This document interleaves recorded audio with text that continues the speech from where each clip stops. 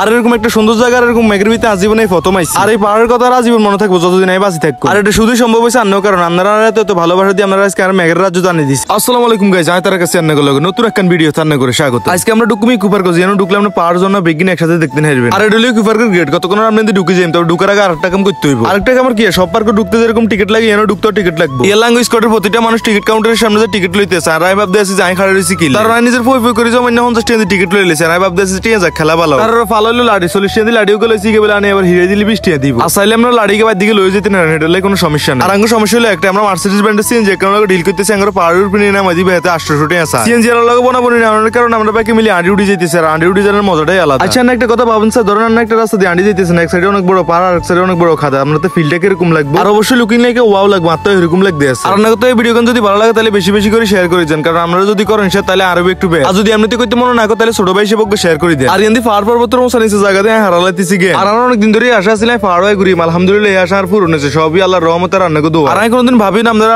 এত ভালোবাসার এত সাপোর্ট দিবেন, আপনাকে প্রতি কৃতজ্ঞতা জানাই। আর অনেক ভিডিও দেখতেছেন, ইনশাআল্লাহ আরো সুন্দর সুন্দর জায়গায় ঘুরি ঘুরি রান্না করে ভিডিও দেয়। আপনাকে তো শুধু দোয়া চাই। আর আধা ঘন্টা কষ্ট মষ্ট করে আনানো আর ঠ্যাংস হলো না। পাহাড়ে উঠুন মানে কষ্ট হলে উড়ে গেলে মার্সিডিজ ব্র্যান্ডের সিএনজি আর সিএনজি না উড়িয়ে কোনো হত না যে কতক্ষণ আসছে কতক্ষণ ঠ্যাং টুং কাপা কাপি শুরু হয়ে গেছে। আর এমনি শরীর লাগছে তো লাগছে, এটার কোনো থামাথামি নেই। আর ঝড় বৃষ্টির সময় এসব রাস্তাতে সিএনজি চালাইতে একটু বেশি রিস্ক হয়েছে। আর এই কথা কইছি সিএনজি তোর সিএনজি দুইবার হিসলে গেছে। রাস্তা সাইডে যে বড় বড় খাদা এখন দিয়ে নিজে তেরো লাগতে আছে। কতক্ষণ আঙ্গুর সিএনজিতে নাম দিয়েছে কারণ রাস্তা বেশি খারাপ। এমনি মানুষ সিএনজি উঠুন সম্ভব না, আসলে কিলে উঠুন সম্ভব না। যারা আইসেন হেতারা হয়তো জানেন, যারা আইন হেতারা সাইজেতে না। আসলে হুনে থাকলে সিএনজি উঠবে উঠে জড়িয়ে সব হিসলে হয়ে গেছে। তো আর আঙ্গুর নামা দেওয়ার কারণ হলো কতক্ষণে কি ঘটে। আর আঙ্গুর যেন নামা দিয়েছে একদূর উঠতে কারো ধুমা বারো আর কারো হাটে। তার লাইনের কি ঘুরতে তো আইসে এলে কষ্ট করি হইলো আন্ডে। তার আরো কতক্ষণ কষ্ট মষ্ট করে আনে পাহাড়ের ফুটছে না খোলামেলা দোকান পড়ার পাশে কিনা তো হুলুস্তুস চলে। পাহাড়ের ফুটন লাগে বয়স ভাই এত সিঙ্গের ওকে দিল, আইকে দিতেছি গালে দি বাতাসের কারণে এগিয়ে চলে যেতেছে না কি। আর সিঙ্গের গিয়ে খাইতেছে এমনি নিতেছে দূর দূরান্ত যেমি দিকে আসুক যেমি দিকে সব ধুমা ধুমা দেখতে আসে। আর যে দেখতেছেন এই পার্কের কোন ঝর্ণা আছে এখানে সাইনবোর্ডের মধ্যে লেয়া আছে। আর যেমন শুধু পাহাড় না ঝর্ণা তো যায় ঘুরি। আর এনে উড়ানোর কালা মেঘগুলো লাগছে কি মাথার উপর দিয়ে যেতেছে, আত্মাই রুম লাগতে আছে। আর কেউ আইতে আছে আর কেউ নামতে আছে। আর যেঙ্গ এনে শেষ নেই, পাহাড়ের সব সমস্ত মন্দির এখানে আছে। আর হিয়ানো উড়ে আঙ্গ অনবাই আছে একটু কারণ হিয়ান আমরা উড়ি মার হিয়ানো উড়ি ভিউটা কিরকম হেডান্ন করে দেয়। আমার আজ পাহাড়ে উঠতে মানে খুব এক্সাইটেড। আর এই পাহাড়ে উঠলে আপনি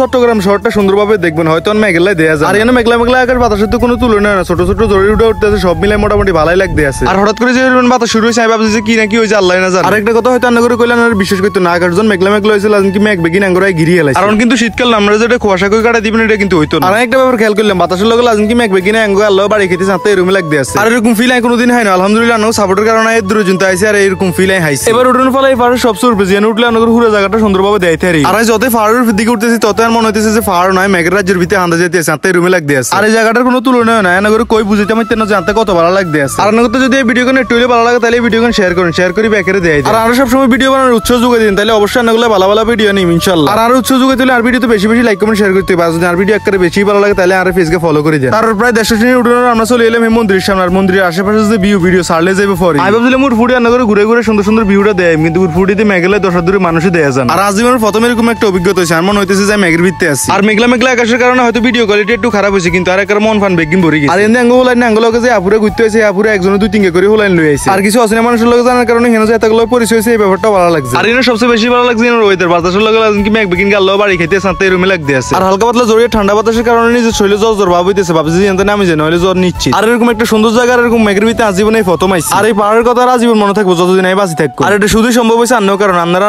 তো ভালোবাসা দিয়ে আমরা আজকে আর মেঘের রাজ্য জানিয়ে দিচ্ছি। তো আর কি আমরা চলে এসেছি ভিডিও লাস্টে ব্যাগে ভালো থাকেন, কালকে ঝর্ণার ব্লগ ব্যাগে অপেক্ষায় থাকেন। ভিডিও ভালো লাগলে লাইক কমেন্ট শেয়ার করুন। টাটা গুড বাই, আসসালামু আলাইকুম।